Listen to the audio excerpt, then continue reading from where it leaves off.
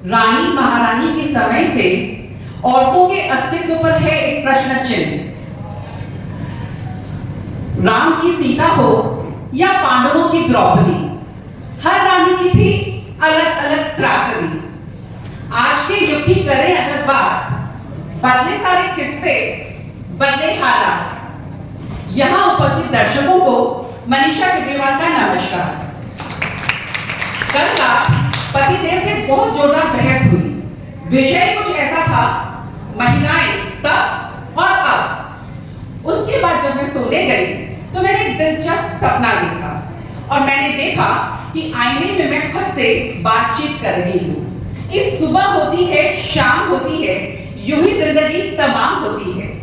हम कितना भी कस के पकड़े, जिंदगी मानो फिसलती जा रही है और हम उसे रोक नहीं पा रहे हैं। हमने पुरुषों को टक्कर देने के चक्कर में अपने आप को भुलाना शुरू कर दिया है। हमने उन्हें हर कोने में, हर क्षेत्र में टक्कर दी, पर वो हमारी भूमिका के प्रति तटस्थ हैं।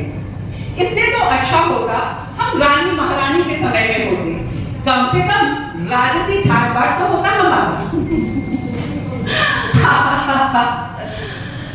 तुम क्या जानो हम पर क्या क्या गुजरी है। दूर के ढोल सुहाने होते हैं बाल के। मैं द्रौपदी महाभारत के युग से, तुम्हारे युग में तो सिर्फ मैं 5 पत्नियों के चुटकुलों और चीरहरण के नाटकों तक ही सीमित रह गई हूँ। माता द्रौपदी अब वो भाग्य, कृपया अपने युग के बारे में और भी कुछ बताइए माता। क्या कहूँ, कहां से शुरू करूं? तुम जो ये अभी तटस्थता की बात कह रही थी ना, तो तुम सबको मैं याद दिला दूं कि जब मुझे बालों से घसीटकर सभा में लाया गया था, मेरे वो 5 पति तटस्थ थे, निश्शब्द, किसी ने कुछ नहीं कहा। पर आप खुद रानी थी, रोक लेती उन सबको। लगता है तुमने महाभारत ठीक से नहीं पढ़ी है बालिके। धर्मराज के रूप में जाने जाने वाले मेरे पति राजा युधिष्ठिर ने वस्तु, ढोल, पशुओं के समान मुझे भी दांव पे लगा दिया था और हार गए। स्त्री पत्नी के रूप में तब भी बेबस थी और आज भी बेबस है। पर माता, हमें तो यही ज्ञात है कि महाभारत की युद्ध की सृष्टि आपने की थी। क्षमा कीजिएगा माता, तथ्य उधर जाने का कष्ट बहुत कम लोग कर पाते हैं बालिके। पिता ने कहा स्वयंवर है, माला पहनाओ, मैंने पहना दी। सास ने कहा 5 मिनटों में बच जाओ और मैं वस्तु के समान साल साल भर के लिए बांट दी गई। वेश बदला, सेविका बनी, वन वन घूमी, अपमान की सहा, लेकिन महाभारत की सृष्टि द्रौपदी ने की। माता, इस युग की समस्या है कि हम सब की अस्मिता खतरे में है। ना हम सुरक्षित हैं, ना हमारी बेटियां। 6 महीने की कन्या हो या 90 वर्ष की दादी, कोई नहीं बच सकता इस दरिद्री से। कैसे बचे, किसे गुहार लगाए, कुछ समझ नहीं आ रहा माता। तुम्हें याद दिला दूं कि जब मेरा चीरहरण हो रहा था, मेरे ससुराल के सारे लोग, कौरव, पांडव, मंत्रीगण सभी उपस्थित थे। किसी ने प्रतिरोध नहीं किया, प्रतिवाद नहीं किया, आवाज नहीं उठाई। तब मैंने, द्रौपदी ने खुद के लिए गुहार लगाई थी मेरे अभिन्न मित्र कृष्ण को, और उन्होंने आकर मेरी लाज बचाई थी। तो आज भी मनुष्य के अंदर के असुर से बचना तुम्हें खुद सीखना होगा, स्वयं सिद्धा बनना होगा, उपाय ढूंढना होगा।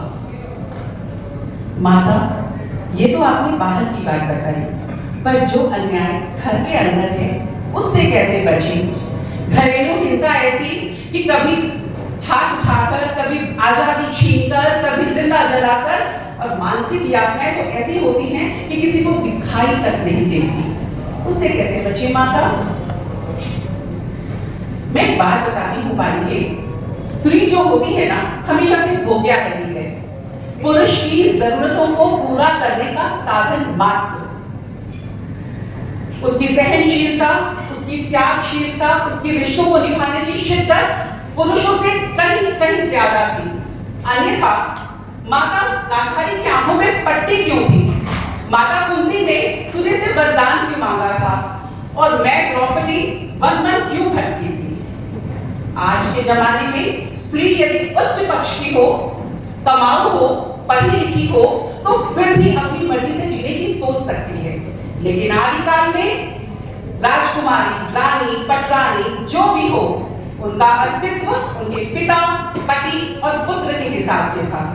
आज तो स्थिति फिर भी बेहतर है।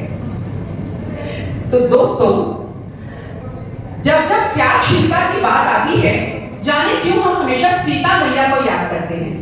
अब आज से मुझे ये लगने लगा है कि अगर स्त्री द्रौपदी के समान असाधारण रूप से गुणी, सुंदर और दृढ़ निश्चयी हो, इसके साथ साथ लीन से हटकर जीने की क्षमता रखती हो, तो पुरुष पर उसकी उपस्थिति मात्र से काम उठता है।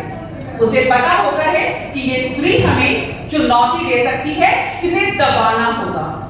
और शायद यही वजह है कि आज तक द्रौपदी के इस दृढ़ निश्चय और मजबूत व्यक्तित्व को ज्यादा उजागर भी नहीं किया गया।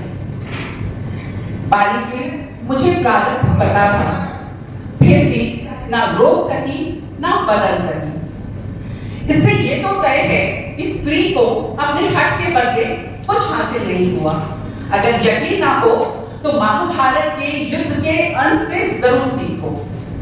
अतएव गुस्से में कोई निर्णय या प्रतिज्ञा मत लो, और अगर लेनी पड़े तो दोबारा विचारो जरूर, और बदलनी पड़े तो हिचको मत, अन्यथा द्रौपदी का अंत जरूर याद कर लेना।